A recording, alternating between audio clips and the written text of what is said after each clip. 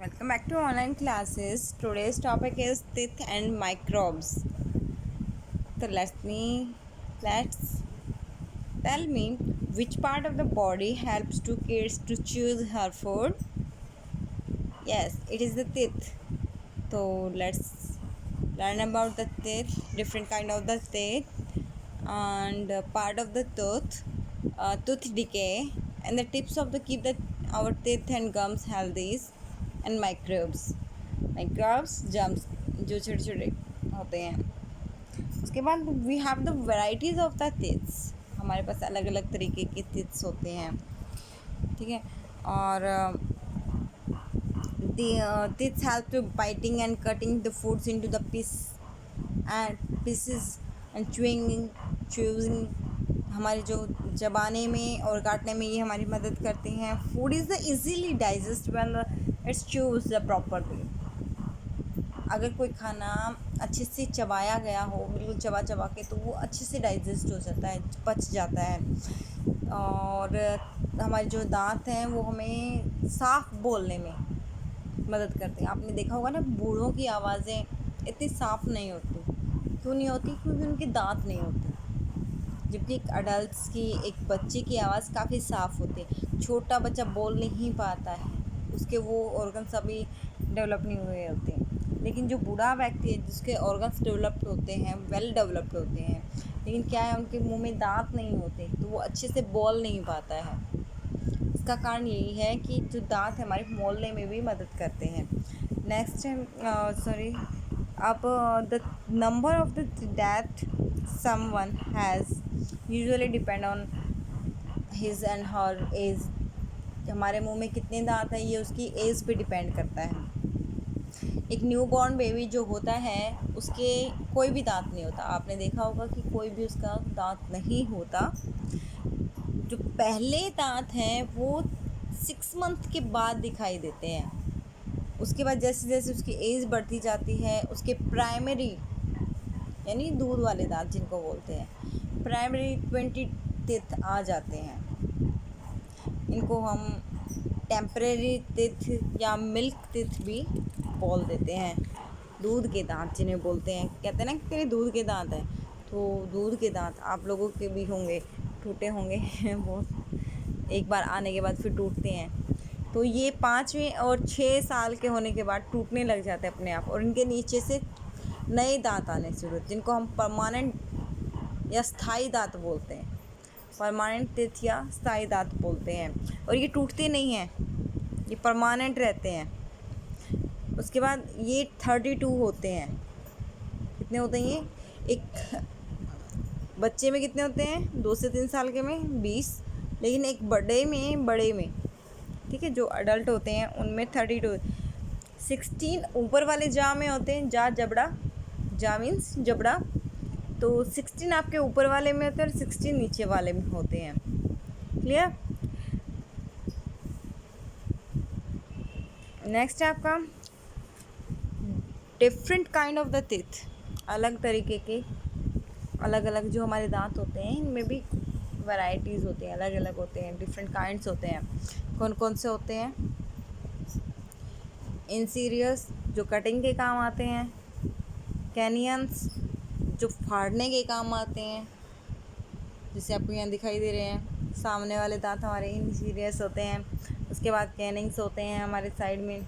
उसके बाद pre molars होते हैं जो क्रैकिंग के काम आते हैं, किसी चीज़ को तोड़ने में। और उसके बाद मोलर्स होते हैं जो ग्राइंडिंग के काम आते हैं, चबाने में, अच्छे से उसको ग्राइंड करने में। इसीलिए कहते हैं ना कि खाना चबा चबा के खाना चाहिए। तो अब इंसीरियस और कटिंग टीथ कौन से होते हैं देखते हैं। ये हमारे सामने के 4 दांत होते हैं, 2 ऊपर 2 नीचे। सॉरी, इंसीरियस आपके 8 होते हैं, 4 जो होते हैं आपके, तो इनको बोलते हैं, ये आपके माउथ में होते हैं। और ये चौड़े होते हैं, फ्लैट होते हैं, चौड़े होते हैं, ठीक है। और ये कटिंग और बाइटिंग के काम आते हैं। जब हम एप्पल को काटते हैं तो आगे वाले दांतों से काटते हैं। उसके बाद कनिंग या टेयरिंग, तो फाड़ने के जो काम आते हैं, ये भी हमारे 4 होते हैं, साइडों में होते हैं, हर एक जॉ में होते हैं। और ये स्टेपल होते हैं हमारे माउथ्स में, और ये किसी भी खाने को, जैसे जो मीट वगैरह खाते हैं, मांस खाते हैं, उसको फाड़ने के काम आते हैं। जैसे शेर के होते हैं, टाइगर्स के होते हैं। उसके बाद आता है प्रीमोलर्स, क्रैकिंग टीथ, तोड़ने वाले दांत। ये क्या होते हैं, थोड़े से ब्रॉड होते हैं, चौड़े होते हैं। इनकी जो ये जो आपके कनिंग होते हैं उनसे आगे होते हैं, थोड़े से आगे होते हैं, जो जाड़ के बिल्कुल पास पास से होते हैं। आपके जो पीछे वाले मोलर्स होते हैं इन दोनों के बीच में होते हैं। और ये भी टोटल नंबर्स में कितने होते हैं, 8 होते हैं, 4 ऊपर और 4 नीचे। और ये खाने को चबाने में काम आते हैं, तोड़ने और चबाने में काम आते हैं। उसके बाद आते हैं ग्राइंडर। ग्राइंडिंग जो टीथ होते हैं आपके मोलर टीथ्स, वो क्या काम आते हैं आपके, वो हमारी जो लार बनती है वो इसी से बनती है। ये हमारे जामे होते हैं, 6 होते हैं, ठीक है, ये 6 होते हैं मोलर जो होते हैं आपके। और ये हमारे खाने को ग्राइंड करने के लिए काम आते हैं। अब देखिए 8 हमारे कौन से हैं, इंसीरियर। उसके बाद फिर जो 4 हमारे कौन से, कैनिंग्स हैं। फिर उसके बाद 8 कौन से हैं, प्रीमोलर्स हैं। देन फिर 6 कौन से हैं आपके, मोलर्स हैं। तो ये आपके हो गए अलग अलग टाइप्स के काइंड्स ऑफ टीथ्स। नेक्स्ट है पार्ट ऑफ टूथ। अब पार्ट ऑफ टूथ है तो पढ़ते हैं इसके बारे में भी। Human body tooth have 2 parts, 2 तरीके के पार्ट्स होते हैं। एक तो क्राउन, क्राउन मीन्स ऊपर ताज। देन रूट, जड़ें। आपकी जो गम्स होते हैं इसके अंदर जड़ें होती हैं दांत की, और जो ऊपर दिखाई देता है उसको हम क्राउन्स बोलते हैं। The part of tooth which we can see when we smile in called the crown. जब हम हंसते हुए जो दांत हमारे दिखते हैं उनको हम क्राउन बोलते हैं। जो दांत हमें दिखाई नहीं देते और हमारे गम्स के अंदर होते हैं उनको हम रूट्स बोलते हैं। अब inner part of the tooth, यहाँ पे आपको टूथ दिखाई दे रहा है, इसका इनर पार्ट दिखाई दे रहा है। तो इसमें देखिए इनर पार्ट्स क्या होते हैं। Human body consist of 3 layers, enamels, dentine and pulp. Enamels क्या होती है आपकी, जो विजुअल होती है, दिखाई देती है, च्यूइंग करने के काम आती हैं किसी भी खाने को। और ये इस क्या है, ये आउटर साइड होती हैं, ये हार्ड सब्सटेंस की बनी होती हैं। उसके बाद डेंटाइन्स क्या होती हैं कि ये एनिमल्स के नीचे होती है, और ये थोड़ी सी कम हार्ड होती है, ठीक है। और ये पल्प की सुरक्षा करती है। अब पल्प क्या होता है, ये सबसे नीचे वाली लेयर्स होती है जिसमें ब्लड सर्कुलेट होता है, और ये हमारे दांतों को जो मजबूती देती है, न्यूट्रिशंस पहुंचाती है, वो हमारे क्या होते हैं, पल्प्स होते हैं।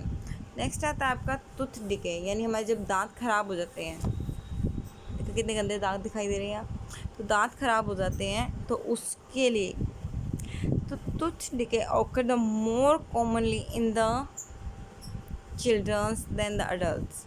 ये दोनों में बहुत कॉमन है कि ख़राब हो जाते हैं दांत। इसका मेन जो कारण है वो बैक्टीरियल इन्फेक्शन है। क्या है, बैक्टीरियल इन्फेक्शन। वो क्यों होता है, whenever we eat food, small food particles get the stuck between the teeth। कुछ पार्टिकल्स होते हैं जो हमारे दांतों में अटक जाते हैं, और जब हम रेगुलर ब्रश नहीं करते हैं तो एंड प्रॉपरली ब्रश नहीं करते हैं तो वो क्या है, वो फूड का जो पार्टिकल्स थे वो वहाँ पे स्टक हुए रहते हैं, अटके हुए रहते हैं, जिससे बैक्टीरिया वहाँ बढ़ने लगता है।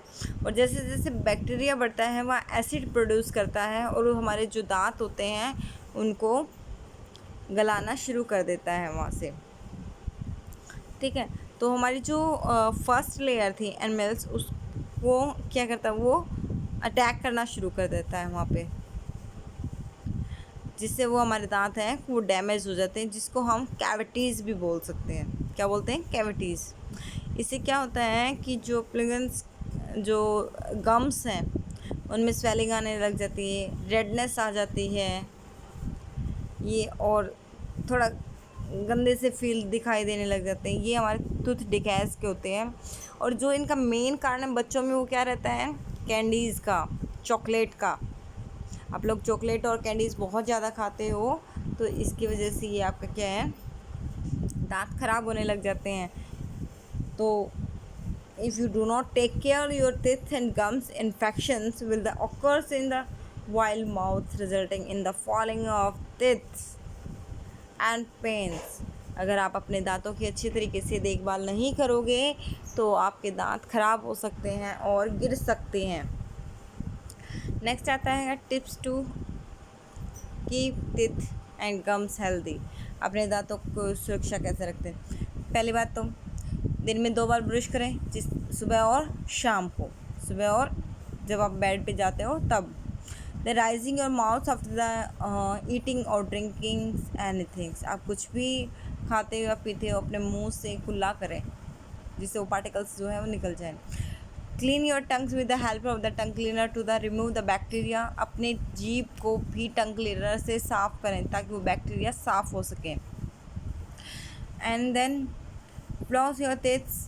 Flossing help to remove the food. कुल्ला जो है ना, जैसे कुल्ला करते हैं तो उसे आप कुल्ला करते रहें, जिससे वो जो स्टक पार्टिकल्स होते हैं वो निकल जाते हैं। And then avoid the sugaring food. मीठे को कम खाएं, स्नैक्स भी कम खाएं, 5 से 6 टाइम्स में एक बार ले सकते हैं। और जो ज़्यादा क्रंची या ज़्यादा मिर्च मसाले वाले हैं उनको तो बिल्कुल नहीं करें। Circuit foods, after the circuit foods जो आपके होते हैं सिट्रस फूड्स, जो जूस होते हैं, तो उनके बाद आप कुल्ला ज़रूर करें पानी से, ताकि जो एसिड बना है उनसे वो साफ़ हो सके, क्योंकि जो खट्टे फल होते हैं वो एसिड बनाते हैं। उसके बाद जब आप खाना खाते हैं उस खाने में यू मेक श्योर कि वो विटामिन से भरपूर हो, कैल्शियम से भरपूर हो, जिससे आपके जो दांत हैं वो हेल्दी बने गम्स के साथ में। और जब आप खेलते हो तो माउथ पे जो आपका होता है माउथ गार्ड ज़रूर पहने, और अच्छी क्वालिटीज़ का टूथब्रश और टूथपेस्ट यूज़ करें, और हर 6 महीने में अपने डेंटिस्ट को दिखाते रहें। देन माइक्रोब्स क्या होते हैं? ये आपके जीवाणु होते हैं। Microbes are the very small organism. ये बहुत ही छोटी संरचनाएं होती हैं जिनको हम अपनी नंगी आँखों से, बिल्कुल खुली आँखों से नहीं देख सकते। इनको देखने के लिए हमें माइक्रोस्कोप की आवश्यकता पड़ती है, और ये हर जगह होते हैं। ये हवा में, पानी में, मिट्टी में और खाने में, इवन ह्यूमन बॉडी या एनिमल्स बॉडी पर भी होते हैं।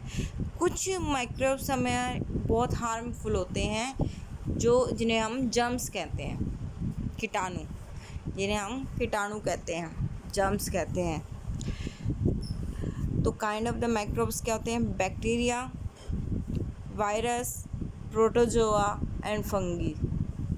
ये 4 तरीके के हमारे होते हैं, बैक्टीरिया, वायरस, प्रोटोजोआ और फंगी। बैक्टीरिया क्या होता है? These are the single celled microgerm. ये मतलब एक सिंगल उससे बने होते हैं, सेल से, सिंगल सेल से बने होते हैं। और ये कज़ बनते हैं डिजीज़ का, जैसे ट्यूबरकुलोसिस, टीबी जो होती हैं, डिप्थीरिया, टाइफाइड। ये बैक्टीरिया के कारण फैलने वाली बीमारियां हैं। क्वेश्चंस यहाँ से कई बार पुटअप हो जाता है कि बैक्टीरिया से फैलने वाली बीमारियाँ कौन कौन सी, जिसमें ट्यूबरकुलोसिस होती हैं आपकी, टीबी और टाइफाइड, और उसके बाद डिप्थीरिया। देन होता है वायरस। वायरस जो है वो बहुत ताकतवर होता है। They are the very minutes organism. ये बहुत छोटा होता है। We can not see with the ordinary microscope. इसको हम ऑर्डिनरी साधारण माइक्रोस्कोप से नहीं देख सकते, इसके लिए स्पेशल अलग से होता है। ये किस चीज़ का कारण बनता है? ये फ्लू का कारण बनता है, कॉमन कोल्ड का कारण बनता है, मम्प्स का कारण बनता है। उसके बाद आता है प्रोटोजोआ। ये भी एक सिंगल सेल्ड माइक्रोब्स है। ये मतलब एक ही सेल होती है इनकी। मोस्ट ऑफ ये हार्मफुल होते हैं। किसके कारण? इसमें जो प्रोटोजोआ के कारण होती है आपकी मलेरिया और डायनेस्ट्री, ये आपकी इसके कारण होती है। उसके बाद आता है फंगी।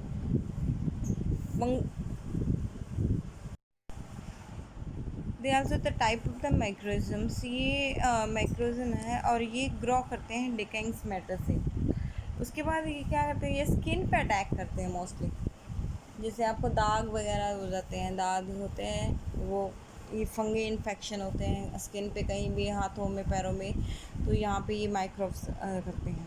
उसके बाद आता है आपका यूज़फुल माइक्रोब्स, क्योंकि कुछ जीवाणु अगर हमारे लिए हार्मफुल हैं, जिनको हम जर्म्स बोलते हैं, उसी तरीके से कुछ हमारे लिए अच्छे भी हैं। तो अच्छे हैं तो उनका यूज़ क्या है, तो some bacteria change the milk into the curds and some help in the making the cheese.